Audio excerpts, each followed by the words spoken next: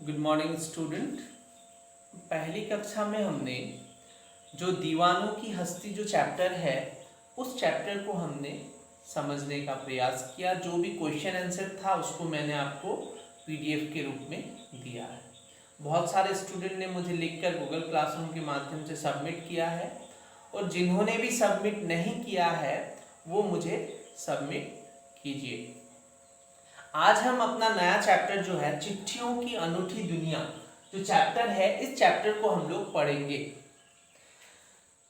Mainly हमारा जो syllabus है टर्म 1 तक के लिए PT1 के लिए जो हमारा एग्जाम होगा उसके लिए हम लोग जो है कि जो भी सिलेबस है उसमें अभी भी और 2-3 चैप्टर बचे हुए हैं। तो इसीलिए हम लोग जो है कि लाइन टू लाइन में इस चैप्टर को एक्सप्लेन नहीं करूंगा। चैप्टर में जो मेन चीज है जिसको अगर बोला जाए तो आप उस चैप्टर को समझ सकेंगे। तो मेन जो है चैप्टर को मैं समरी के हिसाब में बोलूंगा, आप उसे घर में आराम से पढ़िए और जो है कि क्वेश्चन आंसर मैं आपको दूंगा। ये जो चैप्टर है चिट्ठियों की अनूठी दुनिया, इसमें मुख्य रूप से पत्रों के बारे में कहा गया है। जो पत्र होते हैं, लेटर जो होते हैं, उनके बारे में ये जो चैप्टर है। अब देखिए चिट्ठियों की अनूठी दुनिया, चिट्ठी और पत्र दोनों पर्यायवाची हैं। पत्र के लिए चिट्ठी का प्रयोग होता है। तो इस चैप्टर में पत्रों के बारे में, चिट्ठियों के बारे में हमें बताया गया है। चैप्टर से संबंधित मेन कॉन्सेप्ट और ऑब्जेक्टिव मैं आपको पीडीएफ के रूप में दूंगा, उसे आप अपने कॉपी पर लिखिए। अब चैप्टर को मैं जो मेन चीज है, चैप्टर को मैं जो बोल रहा हूं उसको ध्यान से सुनिए और एक बार चैप्टर को घर में पढ़िए, आराम से आप चैप्टर को समझ सकेंगे।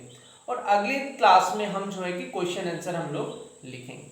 चिट्ठियों की अनूठी दुनिया के माध्यम से लेखक हमें ये बताना चाहता है कि भले ही आजकल विभिन्न उपकरणों की सहायता से, जैसे एसएमएस हो या फिर ईमेल हो, विभिन्न उपकरणों के माध्यम से हम लोग क्या करते हैं, हम संदेश को एक स्थान से दूसरे स्थान तक भेजते हैं।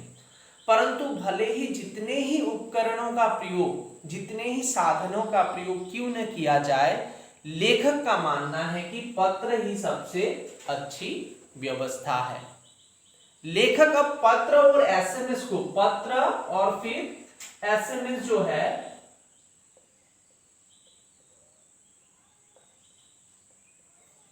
लेखक जो है पत्र और एसएमएस जो है इन दोनों के बारे में बताता है। इस चैप्टर में पत्रों में हम लोग क्वेश्चन भी आपको मिलेगा।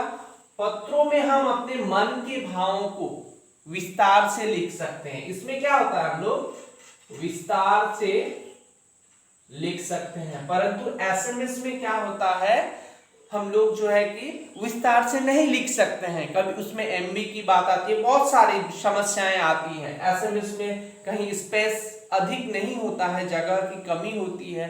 परंतु पत्रों में हम अपने मन के भावों को विस्तार से लिख सकते हैं। पत्रों में आत्मीयता होता है, एक प्रेम भावना दिखाई देता है। परंतु एसएमएस में हम लोग क्या होता है, बात को शॉर्टकट में लिखते हैं, छोटा करना चाहते हैं, तो इसमें वो आत्मीयता की कमी होती है। तो लेखक इन दोनों में भी तुलना करता है। भले ही विभिन्न उपकरण आ चुके हों, एसएमएस या फिर दूसरे उपकरण ईमेल, परंतु पत्रों की एक अपनी ही अनूठी दुनिया है। लेखक इस पाठ में कहते हैं कि बहुत सारे ऐसे गांव हैं जहां अभी भी लोग क्या करते हैं, मनी ऑर्डर, जिसमें पैसा भेजा जाता है, जिसके अपने रिश्तेदार बाहर रहते हैं और वो उन्हें पैसा भेजते हैं, तो मनी ऑर्डर के लिए वो बहुत ही प्रतीक्षा कर रहे होते हैं। अर्थात इस पाठ के माध्यम से लेखक ने चिट्ठियों के महत्व को हमारे सामने रखा है और लेखक ने विभिन्न नामों का भी वर्णन किया है कि उर्दू में क्या कहा जाता है, हिंदी में क्या कहा जाता है, तेलुगु में पत्र को क्या कहा जाता है। तो विभिन्न भाषाओं में पत्र को जो है कि हम किन नामों से जानते हैं उसका भी वर्णन इस पाठ में लेखक ने किया है।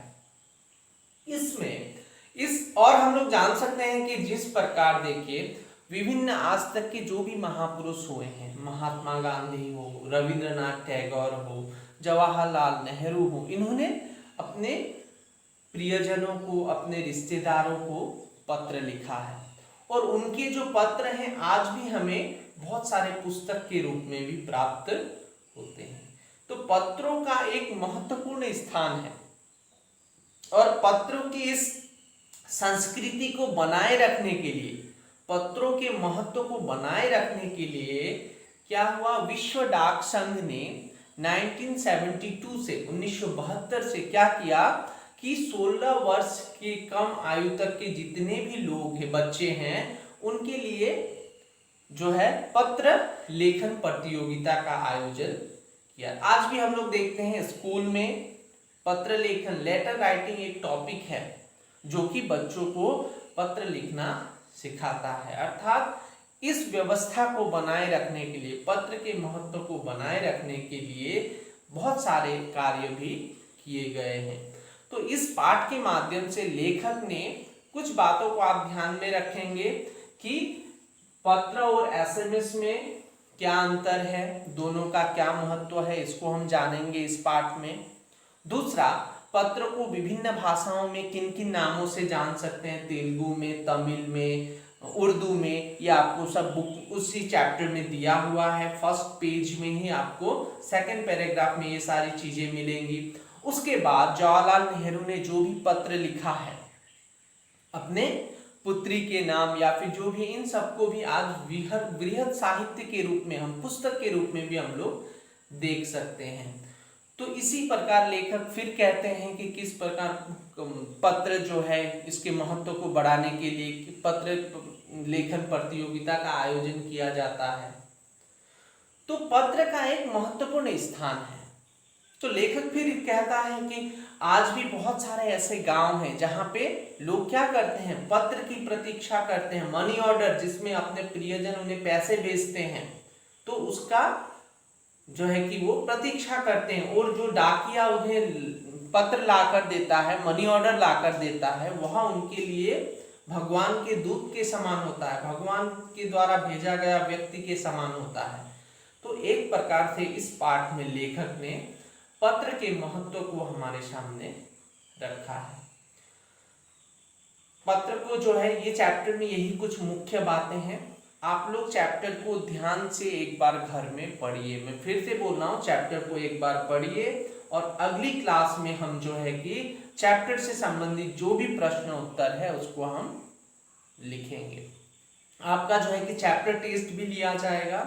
इस चैप्टर को खत्म करने के बाद मैं आपको चैप्टर टेस्ट का डेट भी दूंगा। तो इस चीज को आप जो है कि ध्यान से, क्वेश्चन आंसर इसको मैं अगली क्लास में दूंगा। चैप्टर को, एक्सप्लेनेशन को ध्यान से आप सुनिए और चैप्टर को पढ़िए, तो आप चैप्टर को आसानी से समझ सकेंगे। ऑब्जेक्टिव और मेन कॉन्सेप्ट मैं आपको दूंगा, उसे आप अपने कॉपी पर लिखिए। Thank you.